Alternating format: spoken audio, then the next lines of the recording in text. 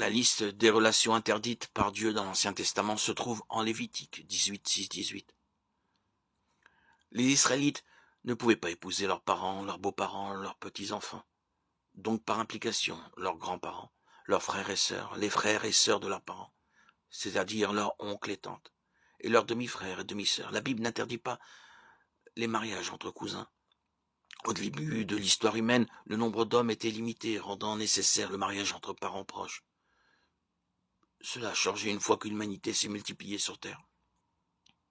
Alors que l'espèce humaine venait tout juste d'avoir été créée, son code génétique n'était pas aussi corrompu qu'aujourd'hui. Le mariage et la reproduction entre parents proches étaient donc sans risque d'anomalie chez leurs enfants. Une fois que l'humanité s'est multipliée et que son code génétique s'est corrompu à cause du péché, Dieu a interdit les mariages entre parents proches.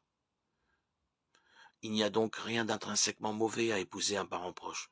La raison pour laquelle nous ne devons pas le faire est le risque d'anomalie génétique. De plus, les lois de la plupart des pays interdisent aujourd'hui les mariages entre parents proches, et la Bible nous demande d'obéir aux lois de la nation dans laquelle nous vivons. Romains 13, 1, 6. La plupart des pays autorisent les mariages entre cousins germains.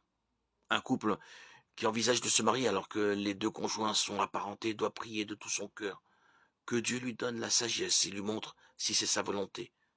Jacques 1, 5. Il devra évidemment aussi consulter la famille.